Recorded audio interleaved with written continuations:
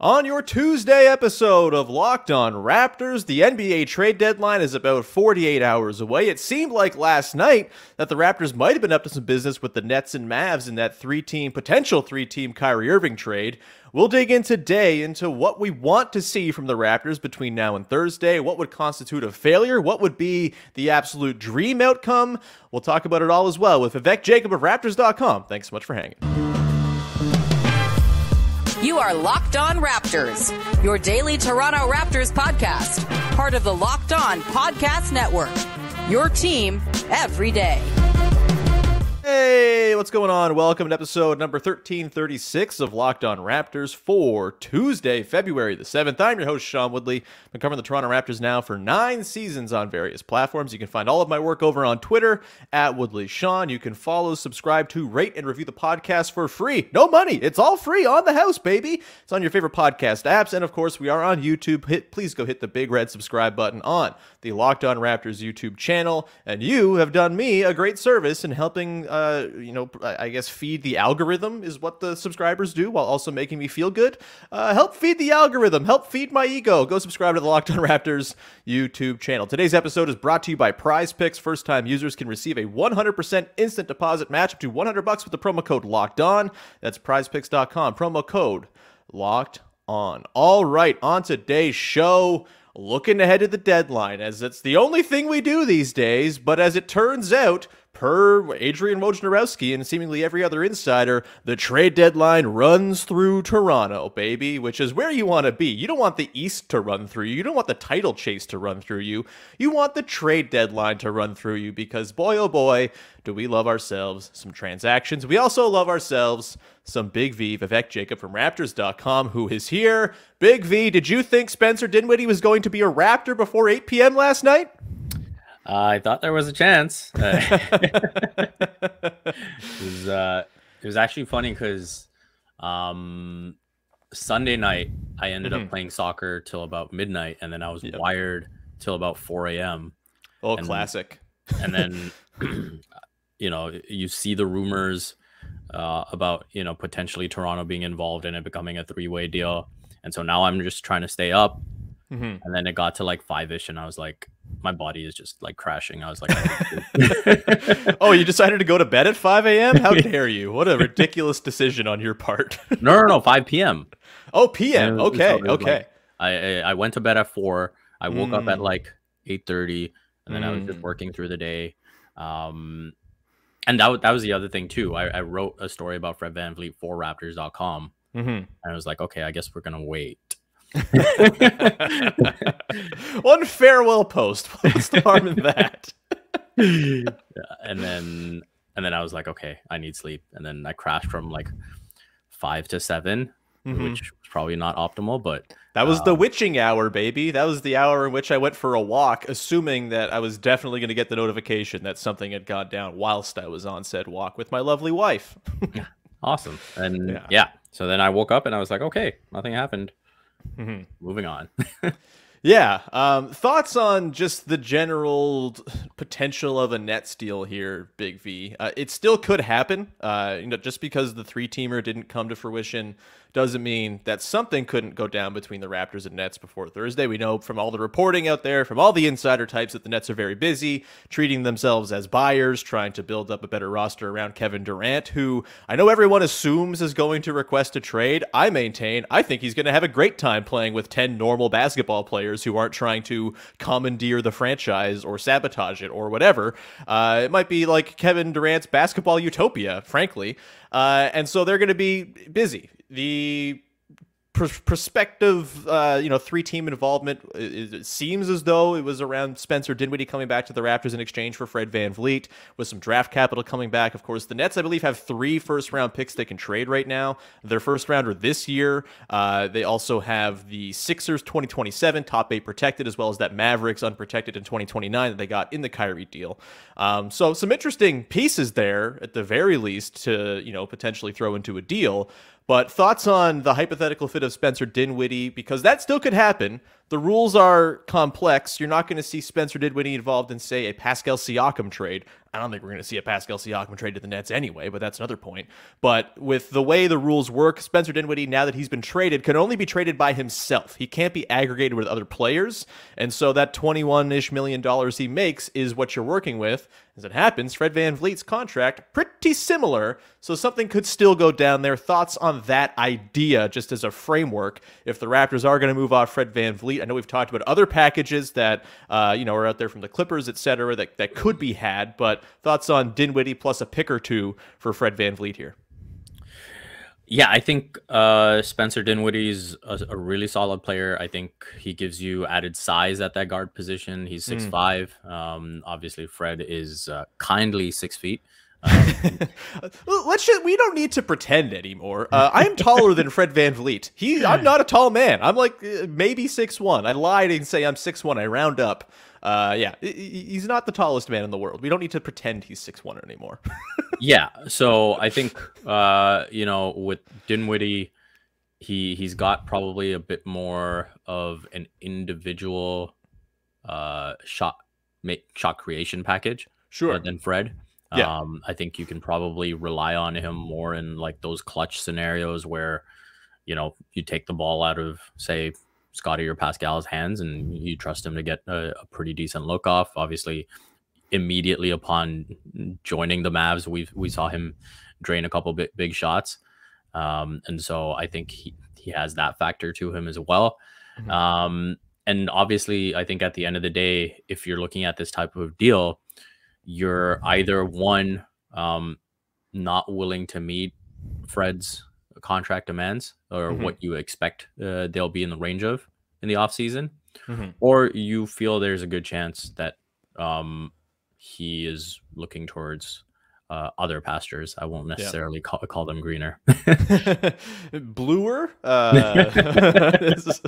We call Orlando? It's just a city of blue feelings. Other than the theme parks, those are fun. Yeah, more magical pastures, I suppose, is maybe the framing there. Yeah, I with Dinwiddie, I don't hate the idea, because I am of the mind that you should be going into next season trying to be competitive. I don't think you're going to see a big tear down to the studs here in a long-term rebuild, because they already have Scotty Barnes. There's no need to do the thing in which you try to tank for someone who is like Scotty Barnes, a high-prized franchise player in the draft. They've already done that. There's no need to go back and go to that well. They're going to get a good pick this year anyway, it seems. So if you can add a pick or two, if you can add Dinwiddie as sort of a stopgap who signed through next season, he can be your sort of stopgap combo guard in place of Fred VanVleet, maybe makes it more viable to trade Trent Jr. as well. I don't hate the theory behind it. I don't love Dinwiddie as a player necessarily, and I don't think his 40% three-point percentage in Dallas is necessarily indicative of the type of player he is on balance, because his career is pretty mediocre in terms of three-point accuracy, still with some pretty decent volume. But I have to think taking threes next to Luka Doncic is probably pretty favorable to your three-point percentage. And so I'm a little dubious that you would get like Dallas Dinwiddie if the Raptors were to go deal for him. But I don't hate the idea in theory. I still would prefer, I think, the Clippers package if you can land Terrence Mann in there along with their future pick. The pick is less sexy because it's in 2028, but that's kind of where I'm at. Are you having a hard time reckoning that just like, all of a sudden this week, Fred VanVleet, I don't think Pascal's going anywhere, but Fred VanVleet, OG Anunoby, these core pieces of the team for a very long time just might poof, be gone, and there'll be no ceremony around it? I'm having a hard time reckoning and sort of envisioning a world in which those dudes aren't on the Raptors, man.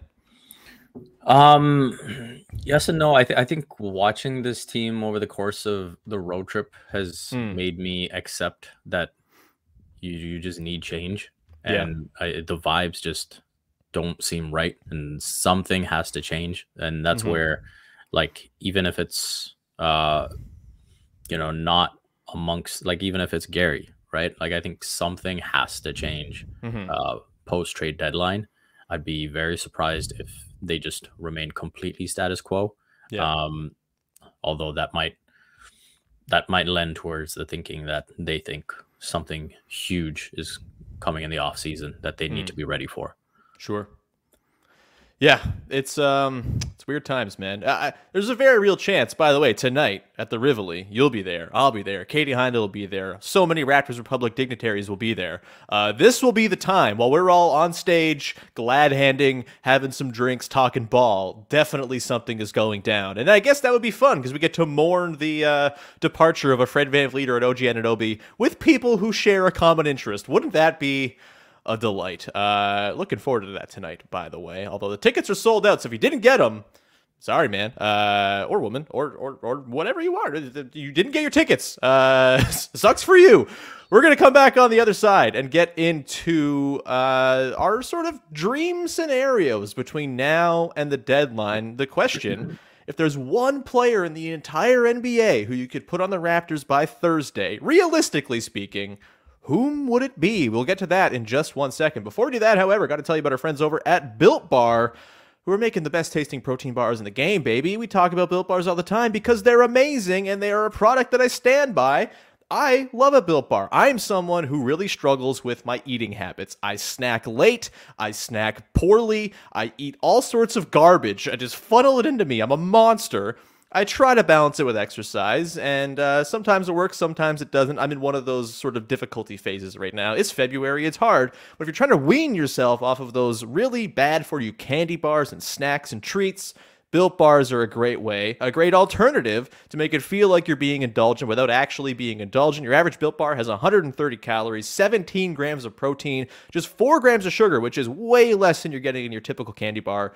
Go get yourself some Built Bars right now. They have all sorts of wonderful flavors. They got the marshmallow puffs. They've got granola bars. They've got the regular Built Bars and a whole assortment of flavors. And you can right now go to your local Walmart, go to the pharmacy section and pick yourself up a box. There is nothing better than grabbing a Built Bar and using it as a way to get through your morning, your afternoon, get through those 2 p.m. sleepies in the afternoon if you're feeling a little hungry. Built Bars are the way to go. Go check out Built Bar at your local Walmart. All right, we continue on here with your first listen of the day. Big V, Vivek Jacob of Raptors.com here with me. And we're going to do a little wish casting here. The trade deadline is, at the time of recording, 52 hours away, I believe. It's coming in close. It's coming in hot. The question I have for you, Big V, we're going to sort of look at this week as, all right, everything goes exactly as planned. The Raptors get the score, the massive haul they're looking for from their various players. It seems as though the Raptors are very much driving a hard bargain, which is great to hear, and it doesn't shock me considering Masai Ujiri, say what you will about the way the Raptors have worked on the margins in free agency in recent years, but they never lose trades, and it's because they are very, very mean. Apparently, in their discussions, there was, what was the quote that came out from an executive yesterday, I believe in Jake Fisher's piece. There's all these pieces. I don't know who it came from. Might have been Mark Stein, but the suggestion is that the Raptors talking to them in trade negotiations is like trying to pull blood from a stone. That's the way you want your front office to be talked about as a trade negotiation partner, for sure. Big V, I ask you, between now and the deadline, what is the thing or things you want to see happen that will, to you, declare this a success? And is there a player in the NBA who is like your prized, okay, if the Raptors get that dude on the team, things are going to be all right?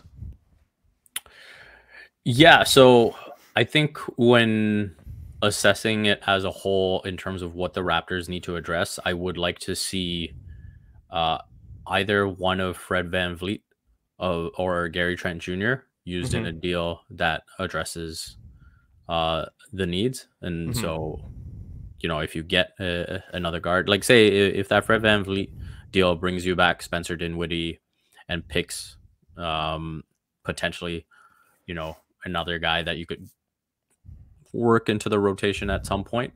I think that would be pretty good for a guy that is expiring.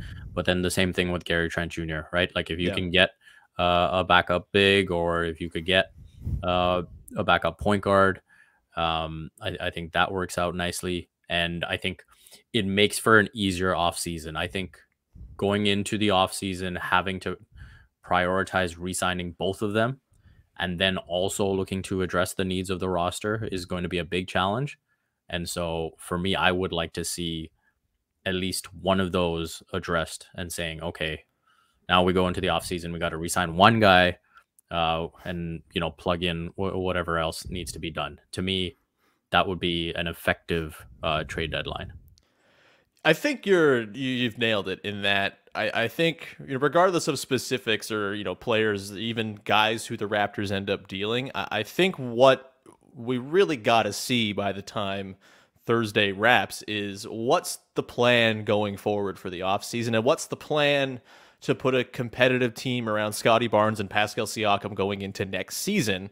I've said all along, I don't think you can trade Fred VanVleet unless you have a plan with which you are going to execute finding a replacement for him, because what he offers is not an easy thing to replace and is really important to what the Raptors do, regardless of how the people have kind of turned against Fred here. He's really good. It's undeniable. He's very important to the success of the Raptors when he's on the floor, so you have to have a replacement. And that doesn't mean they have to have the ready-made replacement on the roster as of the end of Thursday, but you have to see sort of what the plan figures to be. Maybe they open themselves up by moving off some money, an actual big set cap space slot this offseason, which I think at the moment right now, the max they could get to if they renounce everybody is like $35 million. Obviously, you can move on from Chris Boucher and Kem Birch and stuff like that and open up as much space as you need. It's not like there's a great free agent market out there. Fred VanVleet might be the best guy there is. And so, how much of a use is that cap space? But either way, I think there has to be at least a clear path of, okay, they've moved on from guy 1, 2, or 3, and the plan to then reassemble the roster becomes clear, whether it's they're going to do it via trading picks in the offseason and a big deal, whether it's they get a guy like they got Gary Trent Jr. back a couple of years ago for Norm Powell, who you can figure into the plans for the future, and there's cost certainty, all of that. That's, I think, the sort of big thing. To answer my question on one player who I would just be so over the moon to see on the Toronto Raptors by the end of the week, give me Trey Murphy III, baby. I don't know. I've just completely become hung up on how do you get Trey Murphy out of New Orleans. He's had himself a big week. He's throwing down dunks. He's doing stuff off the bounce. He's obviously an incredible three-point shooter already. When your first name is the thing that you do the best in the NBA, like it's like having a dude named Dunk Robinson or something like that. That's a guy. Never mind. It's like having a guy named Dunk Smith who just dunks a whole lot. Trey Murphy, baby. That's what you got to have. He, for me, is like, if you can find a way to, move OG, probably OG. There's not really any other way you're going to get Trey Murphy, I would guess. But if there's an OG Pelicans deal there where Trey Murphy can come back the other way, I think you're laughing. I think you're just smiling all the way to the bank. Maybe I've hung myself and my hopes on one guy too much here, but is there someone for you that comes to mind as a name other than my accurate pick, which is Trey Murphy? Well, who's the second best guy you want to see the Raptors get? Probably Shaedon Sharpe. I think he would be an awesome get. I think when you look at the future, his talent is so tantalizing, and if you're giving up a significant asset, you want someone that I think would slot into that core, and you could very much see, ascending along with Scotty. And so I think Shaedon Sharpe would be my guy. That's a really good one. I do think, just based on the reporting, it sounds as though the bidding wars are going to be pretty nuts. And, that's what we're hearing 2 days before the deadline. That could be posturing. It could be the Raptors being like, can you believe all these incredible offers we're getting? You better up your offers, guys. It's all, everything is out there for a reason, and there's smoke screens and, deceptions and all of this. It's basically like watching a spy thriller, but way less entertaining.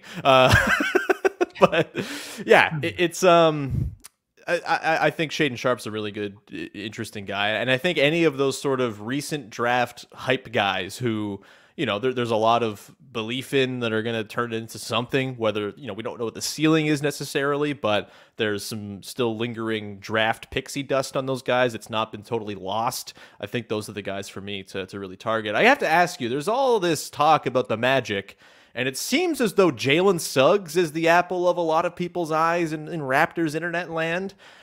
I don't want to go and say that he's not going to be good or anything like that, because how many times do guys in their first couple of years get declared bad only to become good because we can't hold ourselves back from having takes? But Jalen Suggs doesn't really seem like the fit to me. He can't shoot. His career shooting numbers are the 38, 24, 74 field goal, 3-point free throw percentage. Like, I don't know, man. The things that Jalen Suggs was kind of expected to maybe struggle with from all the draft people out there are the things he's very clearly struggling with so far, and that gives me some pause. Thoughts on Jalen Suggs as the potential, I guess, jewel of a returning Fred VanVleet deal? Obviously, there'd be a lot of money attached there as well because Fred makes a pretty substantial cut. But what are your thoughts on the sort of Jalen Suggs noise out there? I don't think he fits the Trey Murphy, Shaedon Sharpe bill necessarily. Yeah, I agree with that. I think, what Jalen Suggs has shown to this point has not been particularly encouraging. And I think if you're giving up a significant piece that Fred VanVleet would be, I would expect more. And so I'm not too enamored with that. I think, listening back when you did the episode with Joe Wolfond, I think Tyrese Maxey is another guy that absolutely would be in that category. It makes me mad the Sixers are so good right now because there's no way they're doing that. But if they were like the 7 seed and toiling away, I totally think you could talk them into something like that. Yeah. And, all indications are that like the offseason will go well for them. But I'm sure in terms of like it would be prudent for them to at least hang on to Maxey until Harden has actually signed the contract. And so I don't think he would be available until at least then.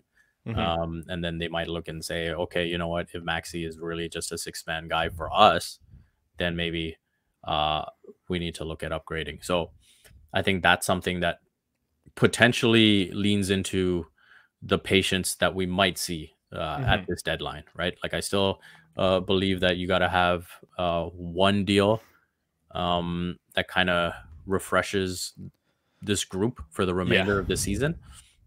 But I think in terms of staying watchful and watching out for the absolute best deal, that might come in the offseason.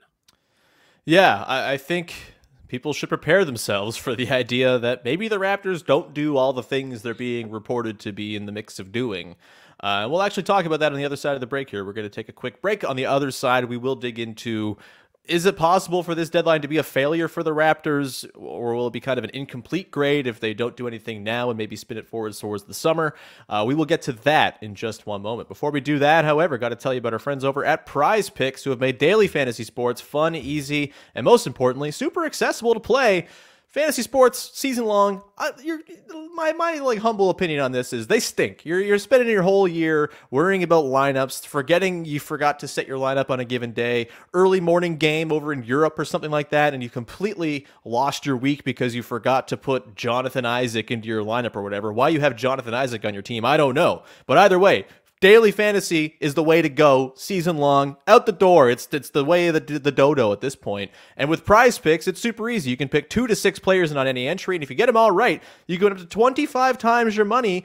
And it's super simple. It's you against the projections. You're just picking whether a player is going to have more or less than the given stat that is projected by Prize Picks. There's no shadow expert with the team you can't beat hiding in some basement somewhere. It's just you against the projections the way it should be. Entries can be made in 60 seconds or less. It's that easy. They got safe and fast withdrawals, and currently they're operational in over 30 states and Canada in every province except for Ontario at the moment. Download the Prize Picks app or go to prizepicks.com to sign up and play daily fantasy sports. First-time users can receive a 100% instant deposit match up to $100 with the promo code Locked On.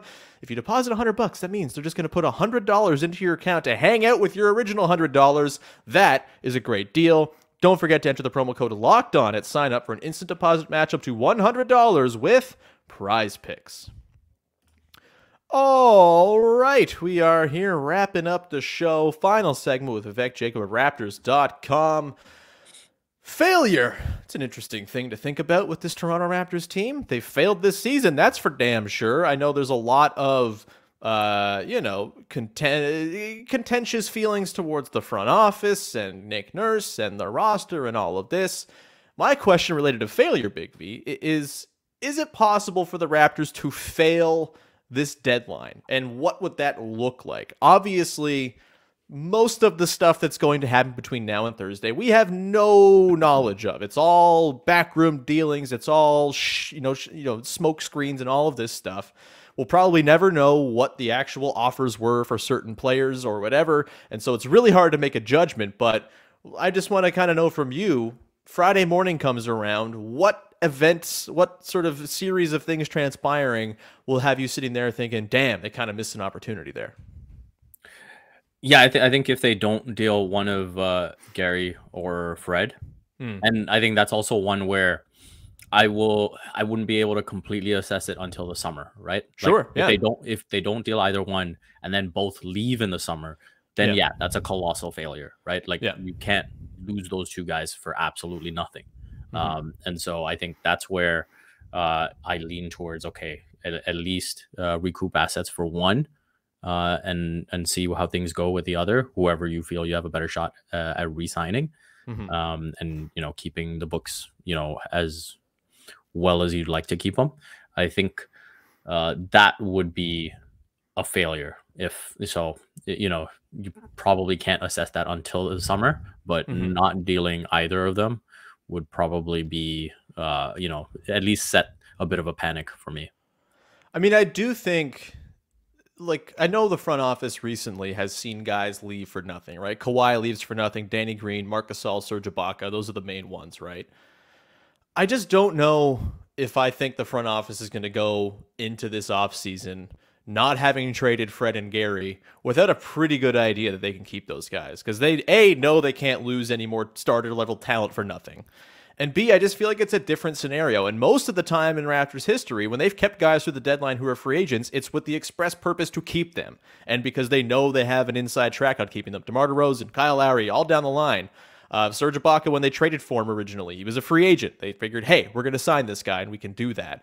I don't see this being a situation where it's not like the Kawhi thing. Obviously, the Kawhi, he was never getting re-signed in the middle of that season. You always knew what you were signing up for with him there, and Danny Green was kind of collateral damage from all of it. And the Ibaka and Gasol stuff was with the express idea of keeping cap space open to then go try to sign Giannis Antetokounmpo. Had he not signed the Supermax, of course he did. But even then, it's not like Serge Ibaka and Marc Gasol went on to great things or anything like that. They were pretty much done as, consistently effective NBA players as of leaving the Raptors. And so I don't think you can use those examples as something to inform how you feel about Trent and Fred. They're very different situations. And I feel like if they're both on the Raptors through Thursday, it's because the Raptors have a pretty good idea they want to keep them. Now, you could argue maybe it's a failure in general to want to keep both of them. What do you think of that idea? Like, I know we've kicked around this possibility of the Raptors not doing a ton of the deadline, keeping their guys, and then figuring it out later. I know the season's gone this point to in a bad enough fashion where the idea of giving this core another year maybe is not super palatable to some people, but would you find it a failure if the Raptors' express intention was to just keep Fred VanVleet and Gary Trent Jr. as their backcourt of the future? Yeah, I think that's all part of why that would constitute, failure or a bit of a panic in terms of not dealing either one, right? Because then you are saying, okay, you have to re-sign both. It just puts a lot of pressure on the offseason. Like then you're saying you have to re-sign both in the offseason. It's also very difficult to create that change in the offseason because now you can't deal them for another 6 months. And so I think that combination is where, like, okay, you deal one now, you change the roster a bit, then you focus on the other in the offseason, and then you start to see the plan a bit more clearly. Now you re-sign both, you kind of know what the plan is, but I'm not sure I'm buying that plan. Yeah, I mean, I think in a vacuum, keeping both of them individually is fine. I do think, maybe you're kind of capping yourself at a ceiling if that's your backcourt of the future that you're paying $60 million for, $55 million for, or whatever. I think for me, just something this week would be really nice. Just to, again, I think more than anything, the sort of tone and tenor around the team stinks. And I feel like an infusion of just some new faces, some new guys to talk about, some new potential lineup combinations. I feel like that would make everybody, both within the team and also the people who have to watch it every night, feel a little less angsty all the time. It could also backfire, right? Maybe the vibes continue to sour if you have talent drain and you bring in guys who aren't ready and the season continues to be a drag. Maybe that has its negative downsides as well, but something should happen. And I honestly think it would be a pretty big missed opportunity if they didn't trade OG by Thursday. You never know what the offers are going to be, but I feel like this is the time to get the best offer for OG Anunoby. In the summer, yes, more teams might be there to go and throw a deal at him, or an offer at you to pull something off. But you also are probably going to have other guys available in the offseason as well. Playoff disappointments happen, all of this. And he's not going to be the guy who's garnering all the attention. He's not going to be the Donovan Mitchell of the summer or anything like that. He's kind of the Donovan Mitchell of the trade deadline. He's not as good as Donovan Mitchell, obviously, but in theory, he's the best guy who could move between now and Thursday. And that feels like it's the perfect situation to get as much as you can for him now and then reassemble the roster going forward. It's like, would you consider it a failure if OG's on the Raptors through Thursday? I know that's like kind of a crazy sacrilege thing to say, but I do think it would be a bit of a missed opportunity for him not to move by then. What say you? No, I think that's one that I look at and say maybe then the front office is leaning towards keeping a younger core, right? Because I think OG at 25 can slot in next to Scotty in terms of the future. And so that might hint towards, Pascal starting to maybe be on the clock and saying, okay, do you pivot one way? So no, I wouldn't view OG staying with the Raptors beyond the deadline as a failure. I think, especially, even looking at the New Orleans Pelicans, for example, with the way that they've kind of tumbled down the standings, I don't know if they're in position to make that all-in move. And feel like, oh, this is the move that gets us over the top, And then I look at Memphis. I don't really like the pieces coming back from that. And so, if you hang on to OG in the offseason, maybe you are able to swing like a really big deal. Yeah. And so no, with OG, I wouldn't be overly concerned if he remained with the team. Yeah, I think that's fair. As long as, again, it's not all three guys who are kind of on the table being on the team by Thursday or Friday, I think you're probably setting yourself up in a better way. And yeah, I mean, I guess, like, okay, rank the order of like the degree to which you think the Raptors should deal them between OG, Trent, and Fred. That'll be our last thing before we round out today. Do you have like a sort of tier of most to least wanting to see go? And it should be said, I don't want to see any of these guys go. It makes me really sad when players get traded. It sucks. Same. Yeah. I will probably lean towards Fred 1, Gary 2, OG 3. Interesting. I think I'm flipped. I think I'm OG 1, Gary 2, Fred 3. And I know everyone thinks I'm a moron for thinking Fred is really good and maybe worth keeping around. I'm willing to die. I'll be wrong. I'm wrong all the time. But his skill set is, as much as OG's really skill set's really hard to replace, Fred's skill set is so essential to the Raptors right now. And no, I agree with that. Yeah, it's a tough one. I don't envy the Raptors, I guess, is where I'm at. This is a lot of decision making to make between now and Thursday. A lot of them very heavy decisions, and we'll see, man. Any parting shots here before we wrap this bad boy up? No, not too much. Looking forward to what should be a fun 48 hours, 52 hours, as you said, and we'll see what happens. Besides that, you can follow me on Twitter at Vivek Jacob and see my usual work on Raptors.com. Outstanding. Really, really hope something happens while we're at the Raptors Republic thing tonight. That would be awesome. Just the buzz in the room when like the notification comes across. I'm just envisioning it now. Just completely sending the night in a different direction. Anyway, we're gonna round it there. Thank you so much for tuning in. If you're gonna be there tonight at the Rivoli, come say hi. I'll be around. I'm a big goofy looking dude. You can't miss me. And Big V will be there as well. Katie Heindel, all the Raptors Republic folks, Samson Lewis, Catherine Niker. It's gonna be really, really awesome. Everyone should be out there, and or if you haven't bought your tickets, again, you're out of luck. But come hang out just outside the Rivoli. Why not? There's the horseshoes there. You can go get A&W or whatever while you wait for us to come out and hang. I don't know. There's a Chick-fil-A there too. There's a Chick-fil-A there now too. Yeah. Don't eat Chick-fil-A. Overrated. Bad company. Awful. We'll wrap it there. Thanks so much for tuning in. And I guess tonight I'm very excited to see things in Toronto that have been built since I left, because I haven't been there in a little while now. So that should be fun too. I'm going to go observe gentrification. Woohoo! We'll talk to you again on Wednesday. Katie Heindel will be along. We'll do a mailbag episode. And until then, have yourself a great one. Go make your second listen of the day Locked On Leafs, as the Buds are back in action after the All-Star break, and they're very good. It turns out, very, very good hockey team. So go check out Locked On Leafs with Mike and Dave, and we'll leave you there. Thanks so much for tuning in. We'll talk to you tomorrow. Bye-bye.